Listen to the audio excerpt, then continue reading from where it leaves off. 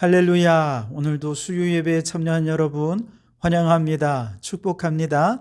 이 시간을 통해 하나님의 선교 마을 목회 꿈을 꾸고 함께 비전을 나누는 은혜로운 시간이 되기를 바랍니다. 이 시간 우리에게 주시는 하나님 말씀은 로마서 12장 1절 말씀입니다. 봉독해 드립니다. 그러므로 형제들아, 내가 하나님의 모든 자비하심으로 너희를 권하노니 너희 몸을 하나님이 기뻐하시는 거룩한 산 제물로 드리라. 이는 너희가 드릴 영적 예배니라. 아멘. 우리 지금까지 하나님의 선교와 마을 목회에 대해 살펴보았는데요. 오늘은 마지막 시간으로 마을 목회, 한국교회 이미지를 바꾸고 있다라고 하는 제목으로 함께 은혜를 나누고자 합니다. 하나님의 선교라고 하는 것은 하나님 나라 건설의 우주적인 차원의 아주 거대한 비전이죠. 하나님은 온 우주 만물의 주관자가 되시고 온 세상 위에 하나님의 통치를 이루시기 위해서 지금도 온 우주의 역사를 운행하고 계십니다. 그런데 그 위대하고 거대한 하나님의 선교 사역은 오늘 우리가 살고 사랑하고 꿈꾸는 우리의 가장 작은 단위인 마을 속에, 또 우리의 가정 속에 구체적으로 실현되어져야 하는 거죠. 마을은 구체적인 삶의 현장이고 그 속에서 사람들의 희로애락이 전개되는 곳이기 때문에 사람들이 살고 사랑하고 울고 웃는 이 삶의 현장 속에 하나님 나라를 경험할 때 우리 마을이 하나님을 찬양하고 예배하는 영적 예배의 현장이 될 수 있을 겁니다. 이와 같이 하나님의 선교라고 하는 교회의 공적 사역에 대한 관심을 가지고 선교적 공동체를 지향하는 교회를 선교적 교회라고 말합니다. 선교적 교회는 우리의 관심이 교회 밖을 넘어서 마을로, 지역으로 확대되도록 이끌고 있으며, 교회가 마을 사람들과 함께 호흡하고 마을의 필요를 채우면서 세상과 접촉점을 넓히고 하나님의 선교에 동참하게 되는 것이죠. 이처럼 하나님의 선교에 동참하는 선교적 교회의 비전을 갖고 나타난 활동이 마을 목회입니다. 마을 목회는 단순히 전도 방법을 바꾸는 차원이 아니고 목회의 패러다임을 바꾸는 일입니다. 교회에 전혀 우호적인 감정이 없는 세상 속에서 교회의 생존의 방식을 바꾸고 또 교회의 사명을 실현하는 방식을 바꾸는 것, 이것이 마을 목회라 할 수 있겠습니다. 자, 오늘은 지금까지 하나님의 선교와 마을 목회를 마무리하면서 지난 3월 달에 목회데이터 연구소에서 전국에 있는 목사, 강도사, 전도사 등 목회자 507명을 대상으로 설문조사한 조사의 내용을 바탕으로 마을 목회는 어떤 것인지, 마을 목회의 본질이 무엇인지 최종적으로 정리해 보고자 합니다. 우선 마을 목회의 가장 대표적인 형태는 지역의 빈곤층을 돕는 활동이었습니다. 마을 목회 활동으로는 지역의 빈곤층 돕기를 가장 많이 하는 것으로 조사가 되었는데요. 다른 활동들은 시설, 전문성 이런 것들이 다 요구가 되어 있는데 비해서 빈곤층을 돕는 것은 상대적으로 따로 시설이 필요하거나 전문성이 필요한 것이 아니기 때문에 쉽게 할 수 있다는 측면에서 아마 많은 교회들이 이것을 가장 많이 하고 있는 것 같습니다. 그 외에 마을 목회 활동도 다양하게 나타나는데요. 두 번째가 이제 지역 주민들이 회의하고 모임을 할 수 있도록 교회 공간을 제공해 주는 거죠. 혹은 지역 마을의 환경 개선을 할 수 있는 여러 활동들을 한다던가, 지역 주민들을 위한 도서관을 운영한다던가, 지역 사회를 위해서 음악회라든지 혹은 어떤 바자회라든지 여러 가지 행사들을 기획하고 운영하는 이런 활동들도 할 수 있고요. 또 지역 주민을 위한 카페를 운영하는 교회들 요즘 참 많이 있지 않습니까? 지역 아동센터나 방과 후 교실, 공부방, 어린이집 이런 활동들도 많이 하고 있고요. 노인 보호나 돌봄 시설 같은 서비스들을 하는 그런 교회들도 마을 목회의 어떤 한 형태로 그렇게 활동을 하고 있습니다. 이렇게 마을 목회의 활동이 다양한 이유는 마을의 특성과 목회자의 관심이 서로 반영된 결과라고 얘기할 수 있겠습니다. 그래서 마을에 노인들이 많이 살면 아무래도 노인 보호시설이나 그 관련된 활동을 하겠죠. 또 아이들이 많은 지역에는 지역아동센터라든지 어린이집이라든지 공부방 같은 활동들도 많이 할 수 있겠죠. 이처럼 지역의 특성이 반영될 뿐만 아니라 또 목회자와 성도들의 특성도 반영이 됩니다. 관심도 반영이 되죠. 전혀 목회자가 관심 없는 분야라면 어떻게 할 수 있겠습니까? 그래서 지역의 특성이 무엇인지를 잘 분별하고 분석하고 그리고 우리 교회가 가장 잘 할 수 있는 것이 무엇인지를 분석한 후에 이 두 가지가 만나는 접점에서 마을 목회의 사역들을 하나둘 실천해 갈 수 있어야 되겠습니다. 뿐만 아니라 마을 목회의 목회자들이 처음 마을 목회를 시작할 때보다 현재 어떤 그 결과를 놓고 있나라고 보았을 때 조사에 의하면 처음 할 때보다 마을 목회가 지금 많이 확대되었다라는 응답이 훨씬 많았습니다. 그렇기 때문에 앞으로도 마을 목회를 끊임없이 확대해 가고 싶다라고 하는 조사도 이제 그 결과로 나타나게 되었죠. 마을 목회하는 목회자의 특성을 보니까 목회자가 목회의 경력이 꽤 오래되고 또 연령이 높을수록 교회의 규모가 100명 이상 그렇게 클수록 상대적으로 마을 목회에 참여하는 비율이 더 높은 것으로 나타났습니다. 그뿐만 아니라 마을 목회를 할 때 가장 많이 고려하는 게 무엇인가라고 하는 질문에는 역시 마을에서 필요한 것이 무엇인가라고 하는 응답이 제일 많았습니다. 그러니까 마을 목회는 교회가 할 수 있는 것, 교회가 하고 싶은 것을 일방적으로 하는 것이 아니라 마을 속으로 들어가서 마을 사람들이 무엇을 원하고 무엇을 필요로 하는지 그것을 찾아서 그들의 필요를 채워주는 그런 활동으로 하는 것이 가장 마을 목회의 중요한 활동이다라고 조사 결과 나타난 것이죠. 두 번째는 이제 마을 주민과의 공동체 연대 의식을 갖는 것, 목회자의 자세, 예를 들면 마을을 존중하는 태도나 자세를 갖는 것, 이런 것들이 다 마을 목회에서 굉장히 중요하게 고려해야 할 사항으로 나타났습니다. 뿐만 아니라 마을 목회는 교인들과 함께 하는 것이어야 하는데요. 마을 목회를 체계적으로 추진하기 위해서는 먼저 교회 내의 공감대 형성이 될 수 있어야 됩니다. 목회자 혼자 막 꿈을 꾸고 목회자 혼자 막 열을 내면서 열심히 한다고 해서 되는 것이 아닙니다. 성도들이 함께 공감해주고 함께 이해해주고 성도들의 협조가 없이는 이 일을 제대로 추진할 수가 없겠죠. 이를 위해서 먼저 성도들에게 이 마을 목회에 대해서 이해를 시키고 교육도 하고 일꾼을 양육도 하고 그리고 성도들로부터 후원도 받고 그러면서 이 사역의 성도들이 하나하나 참여할 수 있도록 기회를 확대해가는 것 굉장히 중요한 일이라 할 수 있겠습니다. 마을 목회가 한국 교회를 어떻게 지금 변화시키고 있는가?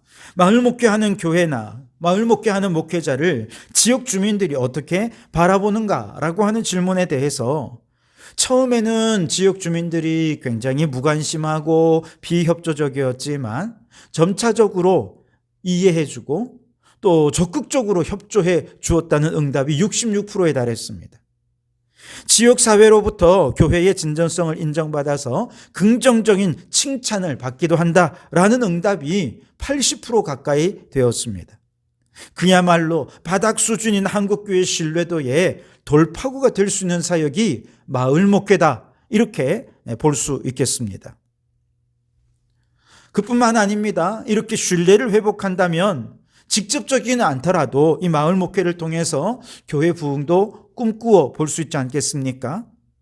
마을 목회의 목회자들은 마을 목회에 대해서 그 자체가 하나님 나라를 구현하기 위해 또 이웃 사랑을 목적으로 해서 마을 목회를 실천하고 있었습니다. 다시 말해서 마을 목회가 직접적인 교회 부흥이나 전도의 수단으로 활용되고 있지는 않았다는 것이죠. 그렇지만 이것을 통해서 전도와 교회 부흥에 아주 유리한 환경과 기회가 마련된 것은 틀림이 없는 것 같습니다. 마을 목회를 하는 가장 큰 목적이 뭐냐라고 했을 때 68%의 목회자가 하나님 나라를 실현하기 위해서라 했습니다. 또한 그리스도의 사랑을 전하기 위해서, 그리고 또한 더불어 사는 마을 공동체를 구현하기 위해서라고 응답하는 목회자도 상당히 많았습니다. 다시 말해서 이웃사랑의 목적도 마을 목회의 아주 중요한 목적임을 알 수가 있죠. 그런데 전도의 기회로 삼기 위해서는 18% 정도로 그렇게 해서 높지 않게 나왔습니다. 그 마을 목회를 행하시는 목회자들이 볼 때는 이걸 교회 성장의 도구로만 생각한다면 마을 목회는 어렵다는 것이죠. 목회 자체의 본질, 하나님 나라의 본질, 교회의 본질, 여기에 충실한 사역을 감당할 때 이 사역이 오래가고 지속되고 마을을 변화시킬 수 있다는 것을 목회자들은 온 몸으로 아마 깨닫고 있는 것 같습니다. 마을 목회를 실천하는 데 있어서 목회자의 소신도 굉장히 중요한데요. 마을 목회를 하는 목회자들은 평소의 목회적인 소신 때문에 마을 목회를 하게 되었다라고 하는 경우가 49%, 절반 가까이 되었습니다. 이때 목회적 소신은 무엇일까요?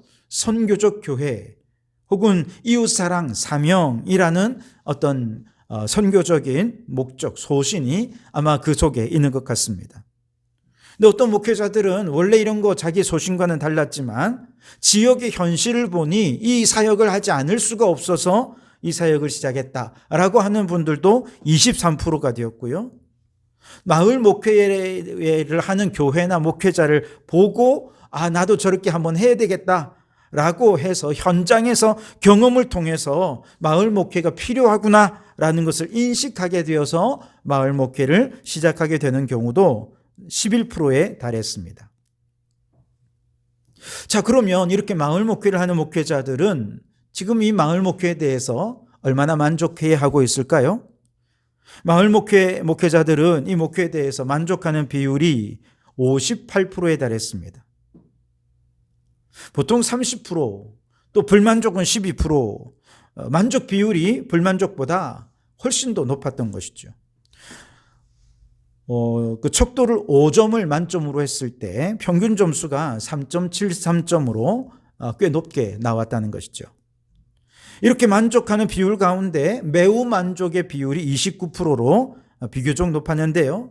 아마도 마을 목회가 목회자로서의 사명감 충족에 효과적인 목회 방식이라는 것을 말해주는 것 같습니다. 한편 마을 목회를 하지 않는 목회자들은 어떨까요? 마을 목회에 대한 인식이 어떨까? 조사를 해보니 절대 다수가 마을 목회 필요성에 공감한다라고 의견을 밝혔습니다. 즉 마을 목회를 하지 않는 목회자들에게 마을 목회를 이런 것이다라고 설명해 주었을 때 99%가 이거 필요하다라고 응답을 했다는 거예요. 그만큼 관심도 높고 혹 관심이 없는 사람들도 이 시대에 꼭 필요한 사역이다라고 생각은 하고 있다는 것이죠. 그래서 목회 데이터 연구소는 마을 목회는 하나님의 진정한 사랑으로 마을을 품고 세상을 살리는 목회를 할 수 있고 교인들의 돌봄을 넘어 지역 주민의 전인적인 삶에 관심을 갖고 지역사회 발전에 참여하면서 지역과 함께 성장하는 교회를 목표로 하기 때문에 모든 목회자들이 여기에 필요성을 공감하고 있다라고 결론을 내렸습니다. 자, 그렇다면 마을 목회를 진행함에 있어서 가장 큰 어려움은 무엇일까 살펴보니까 크게 두 가지가 문제였습니다. 가장 큰 어려움은 아무래도 인력이 부족하다는 측면이었습니다. 이게 62%나 되었고요. 재정적인 어려움도 그에 못지않게 61%로 나왔습니다. 함께 일하고 싶지만 일할 일꾼이 부족한 거예요.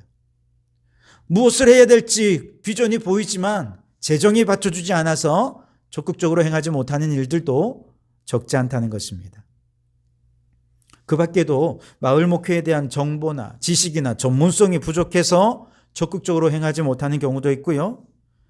열심히 했는데 아무런 기대했던 변화가 나타나지 않아서 하다가 포기하는 경우도 39%에 달했습니다. 목회자는 열심히 하지만 교인들이 무관심하거나 심지어 반대하는 경우들도 26%에 달했던 것으로 나타났습니다. 이런 면들을 보면 결국 마을 목회와 관련된 정보를 획득하게 되는 경로가 사실 그렇게 많지가 않다는 것입니다. 다른 목사님들이 그렇게 하는 것을 모방한다든지 혹은 그런 활동들을 하는 목사님 모임들을 통해서 이렇게 정보를 얻거나 개인적으로 열심히 찾아서 얻는 그 정도였죠. 이렇게 개인적으로나 혹은 인터넷을 통해서 얻는 정보는 때로는 체계적이지 않은 정보가 많고 단편적인 정보가 많기 때문에 마을 목회에 대한 전체적인 이해와 접근에 걸림돌이 될 수 있다라고 이야기합니다. 자, 이와 같은 여러 통계들을 통해서 우리가 이제 좀 마을 목회에 대해서 시사점을 몇 가지 좀 짚어보아야 되겠습니다. 우선 첫째는요, 마을 목회는 마을이 중심이 된 목회이어야 한다라고 할 수 있습니다. 마을 목회가 이루어지는 지금 여기는 모두 환경과 조건이 다르지 않습니까? 농촌과 도시, 구도시와 신도시, 대도시와 중소도시, 단독주택과 아파트, 잘 사는 동네와 못 사는 동네 등등 다 지역의 여건과 상황이 다릅니다. 그렇기 때문에 마을 목회는 마을마다 다른 욕구와 다른 수요를 파악하는 것부터 시작되어야 할 것입니다. 교회의 의지와 방향도 중요하지만 그보다 더 중요한 것은 마을이 무엇을 필요로 하는가라고 하는 것이죠. 예수님께서 2000년 전에 이스라엘이라는 구체적인 시공간에 들어오셔서 당시 사람들의 형편을 하시고 그들의 결핍을 채워주려고 하신 것은 이게 예수님의 선교 사역이었던 것이지요. 마찬가지로 마을 목회도 역시 마을의 결핍과 마을의 필요가 무엇인지를 알고 그것을 채워주는 것을 우선적으로 진행할 수 있어야 한다는 것이죠. 둘째로 마을 목회는 교회가 마을의 일원이 되는 목회라고 할 수 있겠습니다. 일반적으로 교회가 펼쳐온 사회 봉사는 구제를 중심으로 했죠. 이건 지역사회가 대상화되고 교회는 베푸는 자고 또 지역사회는 그 베풀음을 받는 그런 입장이 되었었습니다. 그러나 예수님께서는 성육신에서 사람들 속으로 들어가지 않으셨습니까? 마찬가지로 마을 목회도 교회가 마을 속으로 성육신에서 들어가서 마을의 일원이 되어야 합니다. 마을과 함께하는 성육신적인 사역이 되어야 하는 것이지요. 그래서 교회는 낮은 자세로 마을을 존중하고 그들과 함께하려는 자세를 갖추어야 마을 목회가 성공할 수 있을 거라는 겁니다. 셋째로 마을 목회는 직접적인 전도의 수단이 아니라는 것을 우리는 알아야 됩니다. 마을 목회는 그 자체로 하나님 나라 사역이고 하나님의 이웃 사랑의 행위라 할 수 있습니다. 국민일보가 코디 연구소와 함께 G&Com 리서치에 의뢰해서 조사한 기독교에 대한 대국민 이미지 조사 결과에 따르면 사회봉사를 진정성 있게 하는 종교로 가톨릭이 29%로 가장 높게 평가되었고 개신교는 14%로 가톨릭의 절반 수준으로 아주 낮게 평가가 되었습니다. 개신교가 사회봉사의 진정성을 인정받지 못하는 가장 큰 이유는 또 다른 목적을 가지고 저들에게 접근하기 때문이죠. 즉 전도를 목적으로 한다라고 하는 이러한 생각 때문입니다. 이러한 결과에 근거해서 보면 마을에서 교회가 전도를 위해 마을 활동을 한다고 인지하는 순간 교회는 마을로부터 소외되고 배제되고 마을 목회는 그만 숲으로 돌아가고 말 것입니다. 그러니 마을 목회는 단순히 교회 성장을 위한 수단이 아니라 순수한 사랑과 봉사의 활동으로 진행하면서 느리더라도 천천히 교회에 대한 이미지가 변화되고 신뢰를 회복하게 되면 자연스럽게 부흥으로 연결될 것입니다. 그러니 조급함을 버리고 느리더라도 지역과 함께 가는 마을 목회가 되어야 할 것입니다. 네 번째로 마을 목회는 전문성이 필요한 목회라고 할 수 있겠습니다. 마을 목회는 단순히 구제 활동에서부터 마을 공동체를 만드는 활동, 사회적인 기업을 운영하는 활동, 지역사회 경제를 운영하거나 환경운동을 하거나 청소년 활동을 하거나 혹은 교육 활동을 하는 것 같이 다양한 분야가 있거든요. 각 분야에서 구체적인 실천 방법들이 요구가 돼요. 그러기 위해서는 그 교회가 할 수 있는 지역사회를 위해 섬길 수 있는 활동의 전문성을 가지고 끊임없이 공부하고 또 경험도 공유하면서 계속해서 이 지역사회에서 그 전문성을 인정받을 수 있어야 됩니다. 특별히 우리 성덕교회는 지역의 교육 공동체, 생태 공동체로 세워가려는 목표와 초점을 맞췄기 때문에 이러한 방면으로 함께 공부하고 경험을 갖추어 가면서 전문성을 인정받을 때까지 그렇게 계속해서 커리어를 쌓아가야 할 것입니다. 자, 그렇다면 이러한 사역이 기존 성도들에게는 어떤 도움이 될까요? 마을 목회해서 지역사회를 위해 섬기고 봉사하고 뭐 다 좋은데 우리 성도들에게는 어떤 유익이 있을까요? 예배와 설교 아카데미 김송우 원장은 예배라고 하는 이 어원을 살펴보면 구약의 아바드, 헬라어로는 레이뚜르기아라고 하는 단어를 쓰는데요. 이 말은 시민을 위해 봉사하고 섬긴다라는 의미가 있다는 거예요. 다시 말해서 교회가 마을 목회를 통해서 주민들을 향해 봉사하고 섬기는 그 자체가 예배 행위라는 것입니다. 오늘 우리가 읽은 말씀 속에서 하나님이 기뻐하시는 산제물로 너희 몸을 드리라, 이것이 영적 예배라, 그렇게 말씀하지 않았습니까? 교회 안에서 성도들이 예전적으로 드리는 예배 너무 중요하게 생각하지요. 그러나 그만큼 교회와 세상의 이분법을 무너뜨리고 이제 세상 한복판에서 하나님이 기뻐하시는 일에 봉사하고 섬김으로 하나님께 예배하는 영적 예배를 드릴 때 우리의 일상의 삶이 하나님과 교제하고 동행하는 영적인 능력을 기르고 영적으로 성장해가는 그런 영적 성장의 계기가 될 수 있게 될 것입니다. 이제 교회는 교인들만의 교회가 되어서는 안 됩니다. 마을을 위한 교회가 되어야 합니다. 교회는 지역사회에 공공재 성격을 지녀야 합니다. 주민센터라든지 혹은 종합사회복지센터라든지 누구나 다 공공재적인 성격을 가지고 소방서나 경찰서 다 그 사회에 꼭 필요한 기관이라고 보지 않습니까? 마찬가지로 누구든지 교회를 공적 공간으로 바라보면서 없어서는 안 될 공간으로 잘 이용하고 활용하고 그래서 교회를 통해 소통하고 공동체를 이루고 문제를 해결해 나갈 수 있다면 바로 이를 통해 하나님 나라가 이루어지고 그 마을에 있는 인적, 물적, 공간적인 수많은 자원들을 개발하고 지역사회와 적극적으로 소통함으로 하나님의 나라를 이 땅 가운데 이루어가는 일꾼들을 세워가고 자원들을 발굴하는 그런 교회가 역할들을 할 수 있어야 한다는 것이죠. 쉬운 일이 아니겠죠. 그렇습니다. 그러나 하나님이 함께 하시면 이 모든 일들을 잘 감당하게 될 것입니다. 지역으로부터 배우려는 마음을 가지고 먼저 겸손해져야 합니다.